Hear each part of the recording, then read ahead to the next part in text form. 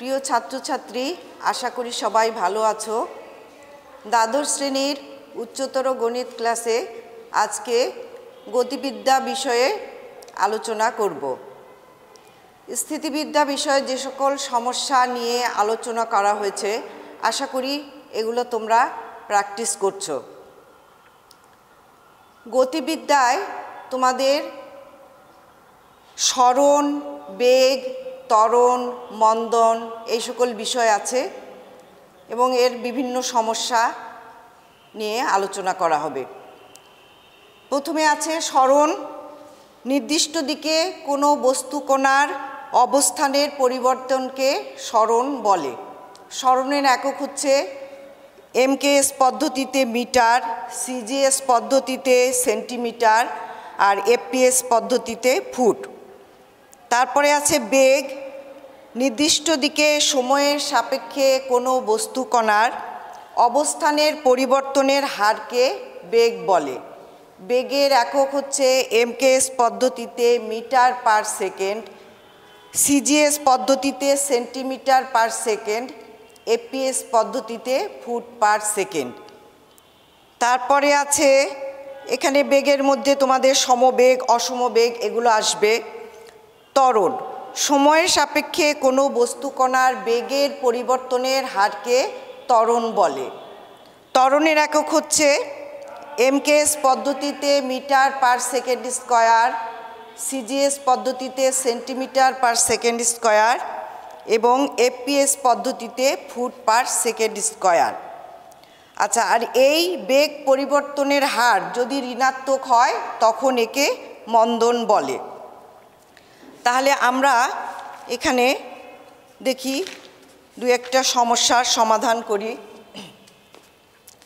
প্রথমে একটা সমস্যা যে দেখাও যে দুইটি সমমানের সমবিন্দু বেগের লব্ধি তাদের অন্তর্গত কোণকে সমদ্বিখণ্ডিত করে।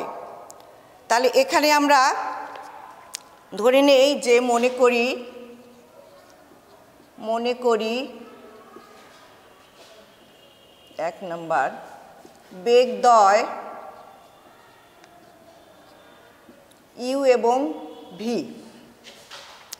এদের অন্তর্গত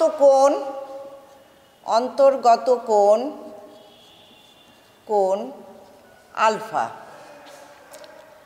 আর এদের লব্ধি ইউ বেগের সাথে বেগদ্বয়ের লব্ধি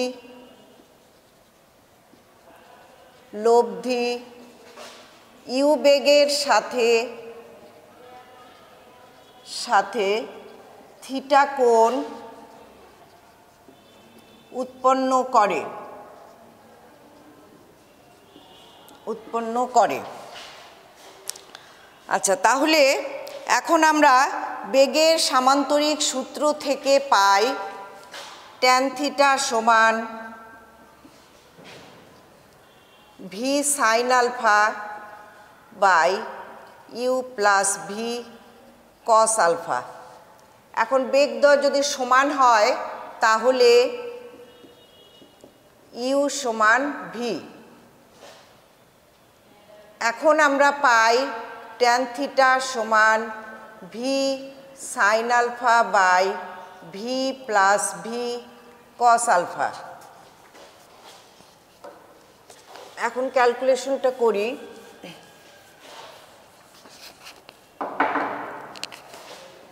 ট্যান থিটা সমান sine alpha by 1 plus cos alpha.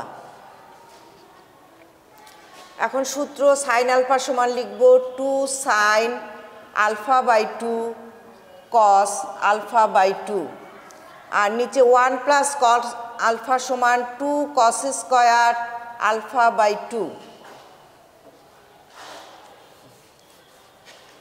এখান থেকে ক্যালকুলেশন করলে পাওয়া যাবে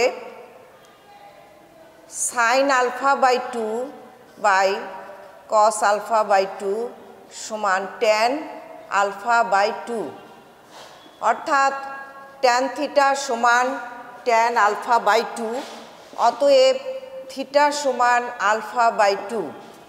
তাহলে প্রমাণিত হলো যে দুইটি সমমানের সমবিন্দু বেগের লব্ধি তাদের অন্তর্গত কোণকে সমদ্বিখণ্ডিত করে। এখন আমরা অন্য একটি সমস্যা সমাধান করব। সমস্যা নাম্বার 9।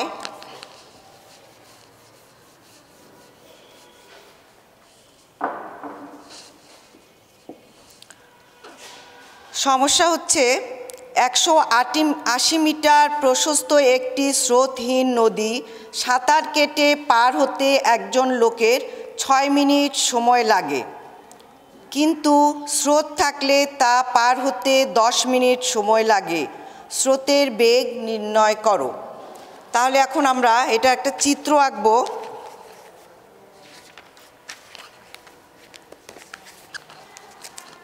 চিত্রটা এরকম হবে, স্রোতের বেগ এদিকে ভি, এদিকে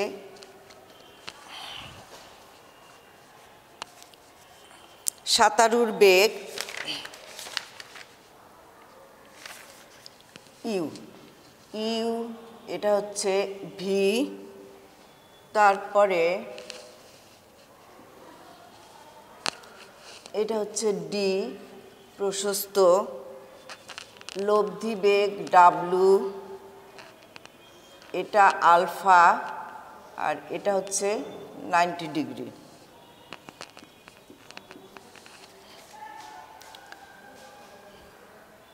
আচ্ছা, এখানে মনে করি লোকটির বেগ ইউ, মনে করি লোকটির বেগ ইউ, স্রোতের বেগ ভি, স্রোতের বেগ ভি। আচ্ছা, এখন স্রোত যদি না থাকে তাহলে লোকটির বেগ কত হবে আমরা বের করব, কারণ এটা হচ্ছে নদীর প্রশস্ত 180 মিটার এবং পার হতে সময় লাগে 6 মিনিট। তাহলে এক্ষেত্রে আমরা বের করব যে স্রোত না থাকলে লোকটির বেগ ইউ সমান, স্রোত না থাকলে লোকটির বেগ ইউ সমান 180/6 মিটার পার সেকেন্ড, তার মানে 30 metre per second.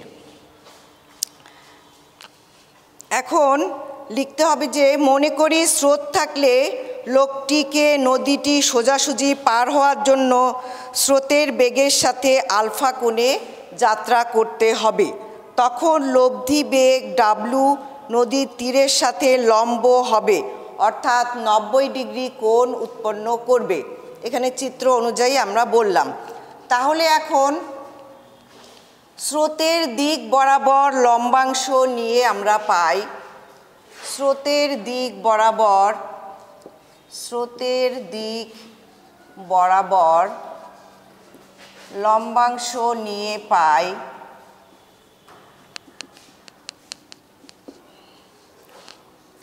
W cos 90 degree সমান V cos 0 degree plus U cos alpha.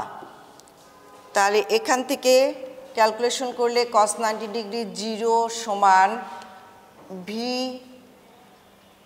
Into 1 plus U cos alpha. তাহলে এখান থেকে পাওয়া যায় কস আলফা সমান মাইনাস ভি বাই ইউ।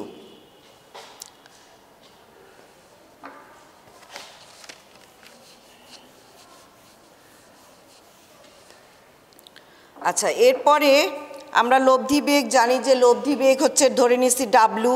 তাহলে বেগের সূত্র থেকে আমরা পাই ডাব্লু সমান √ওভার u squared plus v squared plus 2 u v cos alpha. এখন এখানে আমরা কস আলফা এর মান বসাবো, u squared plus v squared আর এ মাইনাস 2 ইউ ভি কস আলফার মান হচ্ছে ভি বাই ইউ। তাহলে u squared plus v squared minus 2v squared সমান u squared minus v squared. তাহলে ডাব্লিউ এর মান পাওয়া গেল u squared minus v square, কিন্তু এর আগে আমরা পেয়েছি যে ইউ এর মান হচ্ছে 30, তাহলে এখানে মান বসাবো 30 স্কয়ার মাইনাস ভি স্কয়ার, এটা হচ্ছে ডাব্লিউর মান যেহেতু ইউ ইকুয়াল 30।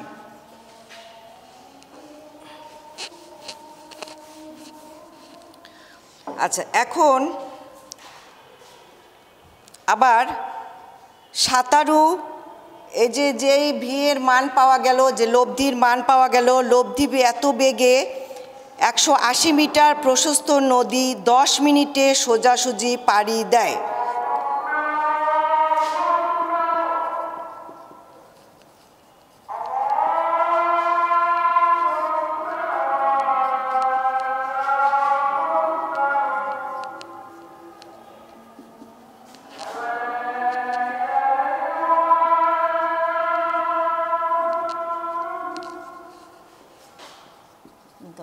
মিনিটে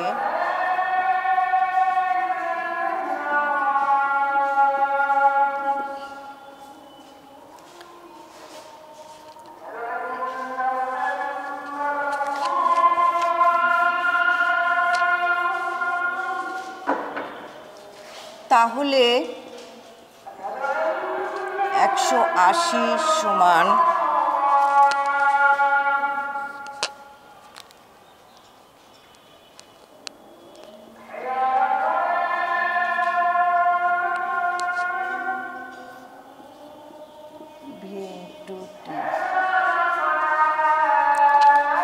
তাহলে এটা ক্যালকুলেশন করলে হবে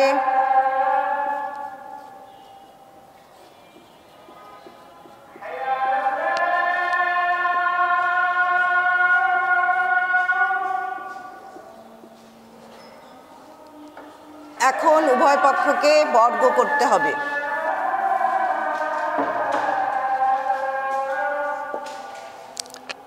এটা 18 গুণ করলে হবে 324 ইকুয়াল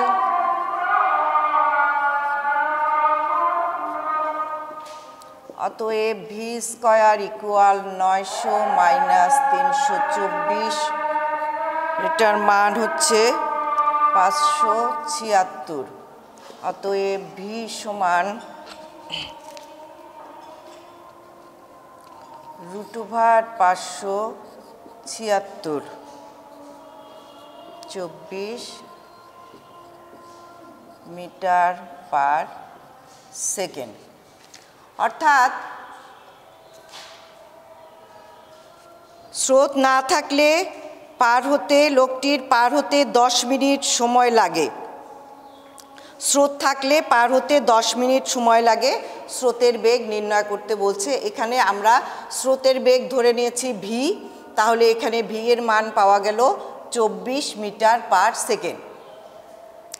সুতরাং এই সমস্যাটি সমাধান করা হলো। এখন এই অনুশীলনীতে এই একই ধরনের যে সমস্যাগুলো আছে এগুলো তোমরা প্র্যাকটিস করবে, আর প্রথম দিকে যে সূত্রগুলো আছে এগুলো একটু সূত্র এবং সংজ্ঞা যেগুলো আছে এগুলো তোমরা একটু পড়বে।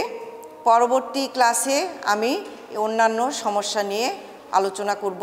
আজকে এ পর্যন্তই থাক, সবাই ভালো থাকো।